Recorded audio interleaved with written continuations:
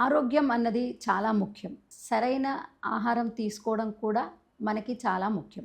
అది మన జీవన శైలితో పాటు కూడిందైతే మన ఆరోగ్యం చాలా మెరుగ్గా ఉంటుంది. ప్లస్ మందులతో తక్కువగా, పండ్లు, కూరగాయలతో ఎక్కువగా ఉంటే గనక ఆరోగ్యానికి ఇంకా మనం మేలు చేస్తాం. So gut health. Gut health అన్నది గత కొన్ని సంవత్సరాలుగా చూస్తే గనక చాలా హాట్ టాపిక్‌గా ఉంది.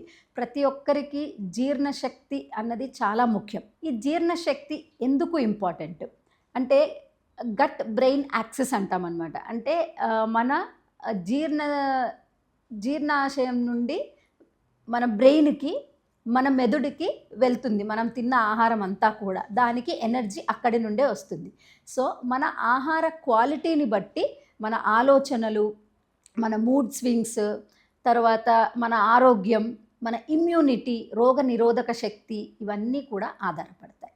సో ఇలా గట్ హెల్త్ అన్నది ఒక మనిషికి చాలా ముఖ్యం.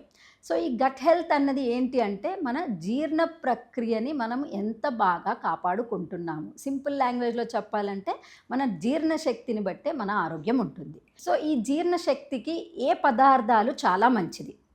మన ఇండియన్ ట్రెడిషనల్ ఫుడ్స్ చూసుకుంటే గనక మనం రెగ్యులర్గా తినే వాటిల్లో చాలా మటుకు మనం అవన్నీ తింటూనే ఉంటాం. ఇప్పుడు ఎగ్జాంపుల్స్ తీసుకుంటే కూడా ఇది మనం రోజు తింటున్నాం కదా, దీంట్లో కొత్తగా ఏముంది అన్నది అందరం ఆలోచిస్తాం.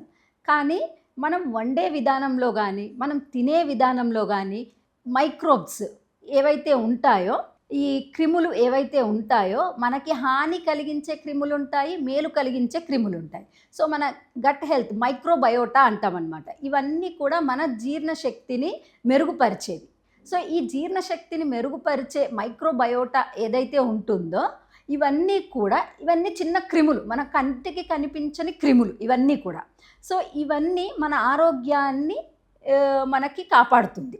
సో ఇవి ఎక్కడి నుండి వస్తాయి అంటే చాలా సింపుల్ ఎగ్జాంపుల్ చూస్తే మన Indian traditional foods first example తీసుకుందాము.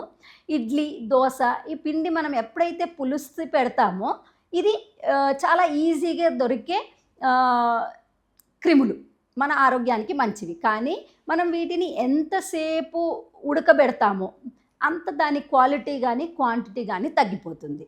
సో అందుకనే ఫర్మెంటెడ్ ఫుడ్స్ అంటే మజ్జిగ ఉంది, పెరుగు ఉంది, దీన్ని మనం కుక్ చేయము. సో అవి ఎలా ఉన్నాయో అలాగే మనకి వాటి హెల్త్ బెనిఫిట్స్ దొరుకుతాయి. తర్వాత కాంజీ అంటాము. అంటే ఇక్కడ మన సౌత్లో తక్కువ, కాకపోతే నార్త్ సైడ్లో బీట్రూట్ కానీ క్యారెట్ కానీ నీళ్ళల్లో వేసి దాంట్లో కొంచెం ఆవాల పొడి, ఉప్పు వేసేసి నిలువ పెడతాం ఒక 2 రోజులు. ఆ తర్వాత ఆ నీళ్ళని తాగుతాం. కానీ మనకు తెలిసిన ఇంకో సింపుల్ ఫుడ్, కొంచెం మర్చిపోయిన ఫుడ్, పులిసిన అన్నం.